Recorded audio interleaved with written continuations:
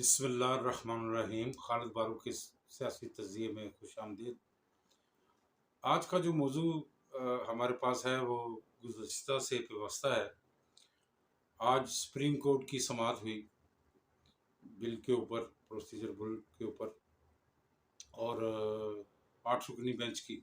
और जैसे ही समाअत शुरू हुई, कुछ थोड़ी देर के बाद चीफ जस्टिस साहब ने वो समाअत गैर मुअय्यना मुद्दत के लिए मुलतवी कर दी। तो एक आस सी जड़ी टुट गई है, साढ़े प्यार ते डाका वजया है। कुछ इस तरह की सूरत हाल है। बात यह है कि ये एक आखिरी उम्मीद थी सुप्रीम कोर्ट की कि सुप्रीम कोर्ट कानून और आइन के साथ खड़ी होगी और कानून और आइन के मुताबिक फैसला करेगी और पाकिस्तान जो है वो दोबारा अपनी उसी जगह पे नॉर्मल तरीके से आ जाएगा। इलेक्शन होंगे और जो उसको अवाम मुंतखब करेगी वो मुंतखब हो जाएगा। लेकिन बात इतनी नहीं है। बात यह है कि तहरीक इंसाफ को इतने सालों 20-22 साल की जद्दोजहद के बाद पार्लियामेंट में पहुंचाया गया, हुकूमत बनाई गई। अब वहाँ से ये हुकूमत से तो गए, पार्लियामेंट से भी बाहर आ गए। पार्लियामेंट के अंदर रह के हमने जो कुछ देखा है, पार्लियामेंटेरियन ने बहुत बहुत कुछ किया है। बड़े नाम इस पार्लियामेंट में रहे, वो तादाद में बहुत थोड़े थे, लेकिन फिर भी उन्होंने पूरी गवर्नमेंट को जो है ना वो एक तरह से नथ डाल के रखी हुई थी। ये हमने 1985 में भी देखा, फिर उसके बाद 90 में भी देखा। तो इस तरह मुख्तलिफ हुकूमतों को देखते रहे। बेनज़ीर साहबा 14 सीटों के साथ बैठी थी और उसके बाद इलेक्शन हुए और वो वज़ीर आज़म बनी दोबारा। तो पार्लियामेंटेरियन को पार्लियामेंट की अहमियत का एहसास है। अब पार्लियामेंट में खड़े होकर जो बात करते हैं उसकी अहमियत कुछ और होती है, और जो सड़कों के ऊपर आप खड़े होकर बात करते थे उसकी अहमियत कुछ और होती है।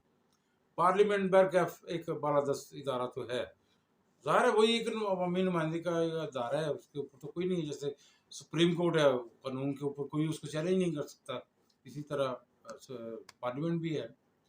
उसके बाद सूबाई असम्बलियाँ तोड़ी गई मेरे ख्याल में, तो वो भी अपने हाथ से धोने वाली बात है। ताकत खुद हाथ से निकाल दी। सूबाई असम्बलियों का मतलब ये था कि पंजाब और खैबर पख्तूनख्वा से ज़्यादा पाकिस्तान अंडर था, वो भी चला गया। आहिस्ता आहिस्ता जो फैसले हुए उसका सारा फ़ायदा पीडीएम ने उठाया।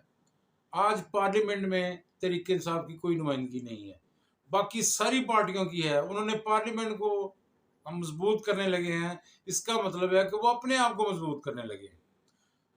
तो अब उनके पास जो रास्ता है,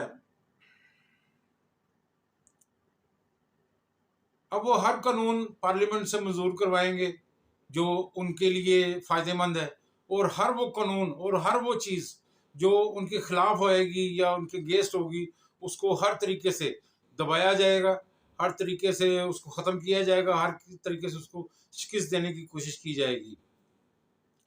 खान साहब जब हुकूमत में आए और उससे पहले जब नून लीग और पीपल पार्टी की हुकूमतें थी तो हम देखते रहे। 2-4 चीज़ें हमने बड़ी नोट की कि ये किस तरह से इन्होंने अपनी पार्टी को मजबूत किया।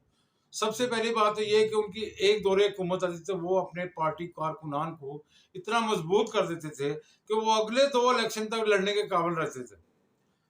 तो अनफॉर्चुनेटली यहाँ पे ये ना हो सका। उसका जो नुकसान है वो अब आने वाले दिनों में सामने आएगा, जब पार्टी के साथ कोई तंजीम नहीं होगी, कोई मामला नहीं होंगे ठीक, तो पार्टी कमज़ोर होगी। इस लिहाज से इसका ये लोग फ़ायदा उठाएंगे।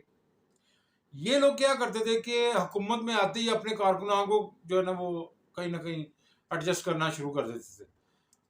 फाइनेंशियली लिहाज से भी उनकी मदद की जाती थी, हर तरीके से उनकी मदद की जाती थी। दूसरा काम ये करते थे कि आते ही गवर्नमेंट मुलाजिमीन की तनख्वाहें ज़्यादा कर देते थे, 10%, 15%, 20%। पीपल्स पार्टी को ये ज़्यादा असल है कि ये आती है तो सारे सरकारी मुलाजिमीन खुश हो जाते थे कि यार साडियां तनख्वाहां तो बदल गई हैं। तो बदकिस्मती से हम कुछ भी ना कर सके, ना अपने वर्करों के लिए कुछ कर सके, ना अपने कारकुनों के लिए कुछ कर सके, ना पार्टी के लिए कुछ कर सके, ना ब्यूरोक्रेसी के लिए कुछ कर सके, ना आवाम के लिए कुछ कर सके। जो चीज़ें उस ज़माने में 5-5 रुपए बढ़ती थी, आज वो 5-500 रुपया बढ़ी हुई हैं। लेकिन उस 5-5 रुपए को कम नहीं किया गया। उस 5-5 रुपए नहीं जी ਅਸੀਂ बचाने नहीं पैसे, ठीक है। पैसे बचते रहे, आखिर में वो पैसे कहाँ गए? आखिर में वो पैसे जब पता चला कि हुकूमत ख़त्म होने वाली है, तो वो सारे वो जो 1-1 रुपया करके बचाया हुआ था खान साहब ने, वो सारा पैसा जो है वो पेट्रोल की मद में अवाम को बाँट दिया गया। जिसका आज ये पीडीएम रोना रो रही है कि आईएमएफ की जो खिलाफवर्जी हुई है, वो ये हुई थी। तो इस तरह से वो महंगाई भी ना कम हुई, अवाम भी रोती रही और ये मामला हो गया।